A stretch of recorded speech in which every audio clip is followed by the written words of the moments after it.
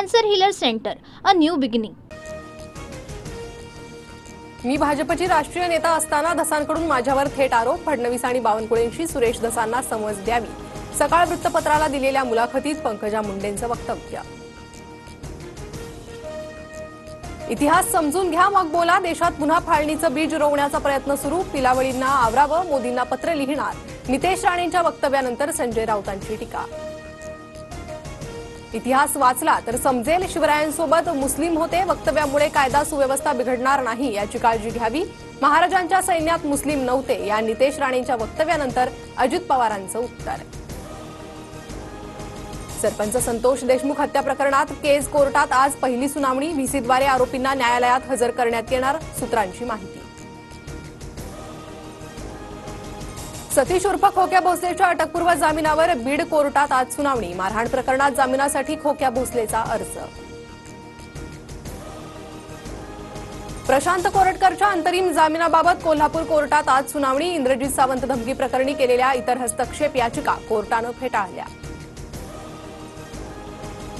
स्वारगेट लैंगिक अत्याचार प्रकरणी आगार प्रमुख, वरिष्ठ आगार निरीक्षक, कनिष्ठ निरीक्षक आणि सहाय्यक वाहतूक अधीक्षक निलंबित.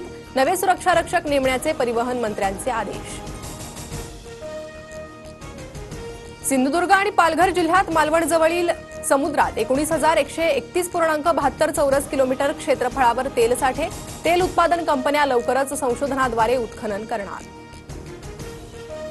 एक लाडकी बहीण योजना बंद केली तर 10 योजना चालू करता येतील. अंथरुण पाहून पाय पसरावे लागतात, रामदास कदमांचं वक्तव्य.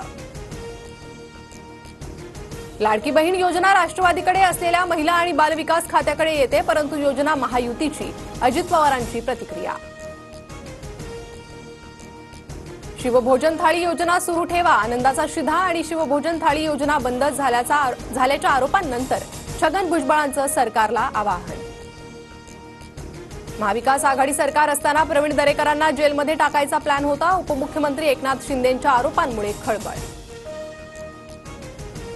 शक्तीपीठ मार्गाविरोधात 12 जिल्ह्यातील शेतकऱ्यांचा विधानभवनावर मोर्चा. मोर्चासाठी शेतकरी आझाद मैदानात जमण्यास सुरुवात. मढी यात्रेत मुस्लिम समाजाच्या व्यावसायिकांना जागा न देण्याच्या ग्रामसभेच्या ठरावाला औरंगाबाद खंडपीठाची स्थगिती. मढी ग्रामस्थ काय भूमिका घेणार याकडे लक्ष.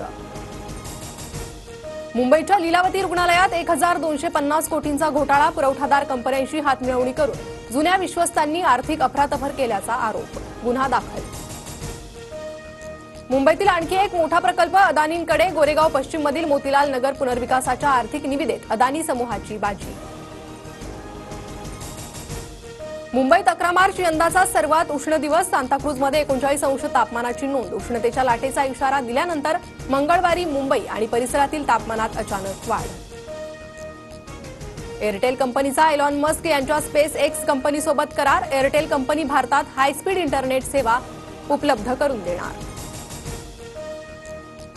नवी मुंबईतील बाजारात आवक वाढल्यानं हापूस आंब्याच्या दरात घसरण. हापूसच्या प्रतिपेटीचा दर 500 ते 1,000 रुपयांनी कमी. हापूसच्या 4 ते 6 डझनच्या पेटीचा दर 3 ते 6,000. भंडाऱ्याच्या सुकळीमध्ये पाणीपुरी खाल्ल्यानं 30 जणांना विषबाधा. सर्वांची प्रकृती स्थिर असल्याची माहिती.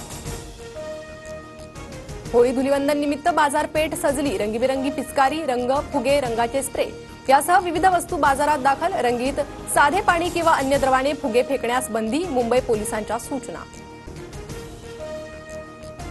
Cancer healer centre, a new beginning.